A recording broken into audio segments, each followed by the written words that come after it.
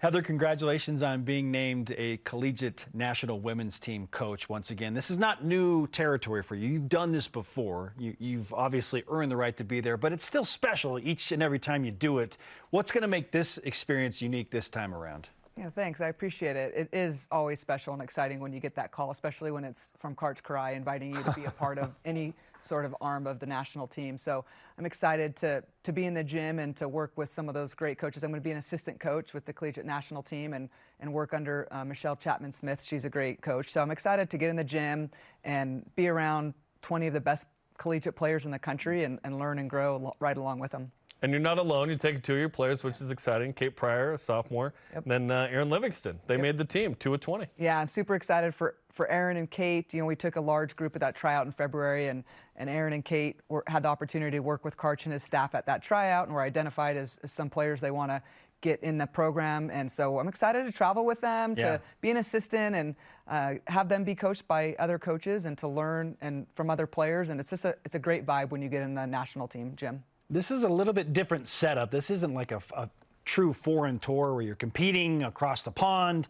So what's going to make this one different in terms of the competition and what you're trying to accomplish? Yeah, the collegiate national team for the past couple of years has been taking their group to Anaheim to train in the gym where our national team, our senior national team trains. And so the unique thing about this opportunity is we will be in the same gym with the national team. The team's, I think, getting back from Brazil next week, and so we'll be able to watch them practice in the morning, and then we'll have our practices in the afternoon. We'll be able to have some Q&A with Karch and learn from them. But we've got our own staff with Taiba and Danielle Scott, who are Olympians. Amazing. They've got medals, so they'll have a chance to talk with us about their experience in the national team. But just being around Karch's staff and our 20 players and have us all learn and grow together and compete for 5 days and scrimmage each other, I think it's a really neat opportunity for all these women. And right now, the United States is competing in Volleyball Nations League, an international tournament. Ronnie Jones-Perry is in the pool, which is pretty cool. She's been playing internationally all over the world, Brazil most recently. She got to travel on the last trip. And then Alexa Grace playing for Canada. How proud of you are about those two in particular who are still doing it? Yeah, it was so fun to be texting Ronnie and Alexa last week. They were both in Turkey together. That's and cool. They both played so well, and they said they got to meet up with each other and chat for a little bit. And I'm just so proud of them and being resilient, and both of their careers have gone well past, playing here. And Ronnie's continuing to grow and up her game, and Alexa as well. And Alexa had a great match yesterday. And so it's just exciting to see Cougars, all over the world playing volleyball for their national teams, for Canada and USA. And to get to have that experience chatting with them and for them to chat with our team, I think it's good for all of us to see them playing at a high level. What's the ceiling for Ronnie Jones-Perry?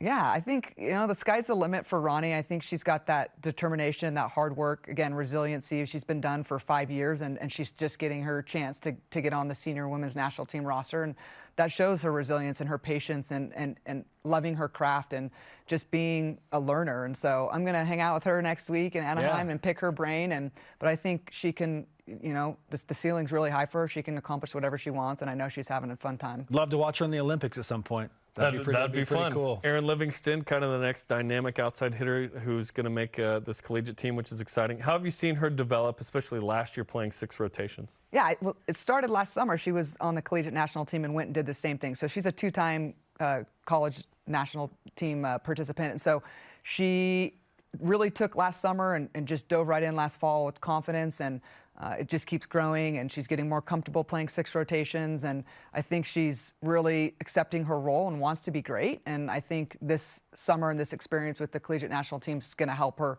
just with that leadership role and developing and furthering her game. And she understands, the demands of being a 6 rotation outside hitter. And the foreign trip gave us a good chance to, see what it's like overseas with outsides playing 6 rotations and a different ball and different rules. And it was a good experience for all of us. And then Kate Pryor was a big-time recruit that you got. You fought off a lot of names there, and then she played some middle, played some right side last year.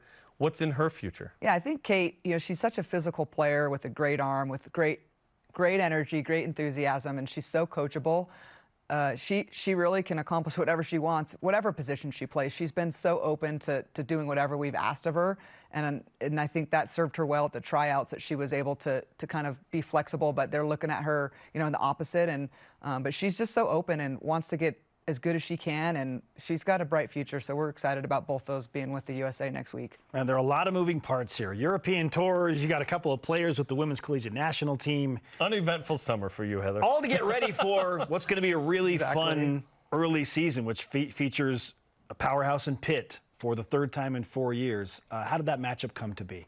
Yeah, this summer has been exciting with the foreign trip, and we had a great spring, and we're looking forward to the fall.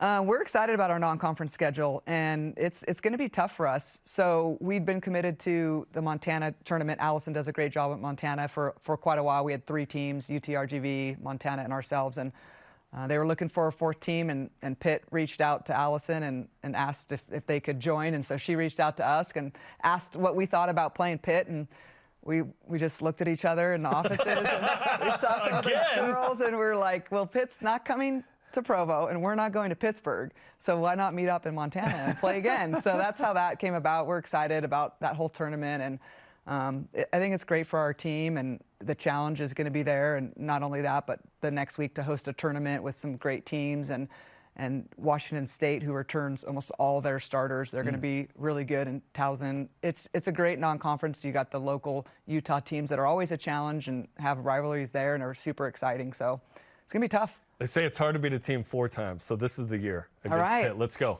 Okay, notably among those Utah teams you mentioned, Utah State's back on the schedule. Yep. This is your alma mater. Yeah. You beat BYU in the NCAA tournament. Like, there's history there. Rob Nielsen's up there from BYU. They have become really good the last couple of years under Rob. It's a game that can benefit you, and now you play your alma mater. Why this year? Yeah, I think, Rob and I have been talking for quite a while, and he's excited about us coming up to Logan, and That'll be a packed gym. He's already warned me that they're trying to break the attendance record, which was my record when I played in the Spectrum. Is it still that one? Yeah, one of the years I played, we set the attendance record, so he keeps telling me I'm going to beat your attendance record. And I said, I love that because it means that the sport is growing and that we're getting people in Logan in the Spectrum. He's going to do it in the Spectrum, so he tells me. Very nice. I think it's just great for the sport, great for the state. There's a lot of good players in the state, and I think, that weekend with Utah at home, and then we go on the road to play UVU and Utah State, it's good for our team, the state, and I think they're doing a great job, all those programs, that it's going to get us ready for the next week when we open up on a Wednesday with Houston. And that's a big deal because you're playing, 3 and 4 days? Yeah. All in state, Utah and Provo, as you mentioned. Then do you go Friday UVU and then Saturday Logan? Yep. So will you go day of to Logan? Yeah, we'll do Wednesday we play Utah here, have a day off Thursday, play UVU Friday, which is local, and then drive up, do a serve and pass Saturday. And I think you get all the feels driving through the canyon and being back in Logan. Beautiful too, yeah. Yeah, we're excited to take our team up there, and we were supposed to have a scrimmage up there, and that got canceled this spring because of weather. So it's going to be neat, and hopefully we can keep it up. Utah State and us just playing back and forth. I'm glad to see it back on the schedule. Yeah, it's awesome, and they've won either a regular season or conference tournament last year, so they're good. They're doing well. They're good. And UVU has won the WAC recently. Guess we got to give credit to Rob. I love giving credit to Rob. He's great. He's the best. Great. Heather Olmstead is with us on BYU Sports Nation. As you take on a Power 5 schedule and the Big 12 for the first time, how has this changed your philosophy and approach as a head coach the most, moving from the WCC to the Big 12? Yeah, I think we've chatted quite a bit as the date's been coming, this July 1st date in the fall for our first Big 12 matchup. I think we're approaching things the way that we always do in our program, is that we have standards of how we're going to practice and how we're going to perform, how we want to prepare our coaching staff, our players, and we lay those out, and we want to meet them every day, and we want to go into this fall understanding that we don't know what we don't know, and we don't want to act like we know more than we do. It's new places, new teams, new travel, all these things are new, but we also don't want to sell ourselves short. We want to compete, and we want to be the very best we can. So we're going into this non-conference and the fall with the Big 12 just with expectations that we're going to do our very best, and we're going to compete every night, and we're never going to give up, and we're going to see what happens. But we don't want to put too much pressure on ourselves, but we also don't want to not expect things from ourselves. We want to be the very best we can, and we've got the players to do it, and we saw that this spring and with our foreign trip. I think you're one of the most ready teams for the Big 12 right now, which will be very exciting. Speaking of the foreign trip, what were some of your favorite parts of this? Okay, so people keep asking the highlighter. I literally can't express the joy that I have in thinking about our foreign trip. It's hard for me to talk about anything specific except for that it was a long time coming, the preparation with COVID to get on this trip and to be able to go to 4 different countries and 3 different continents in 15 days with people that you love that are like family. It was once in a lifetime for all of us. The volleyball was incredible.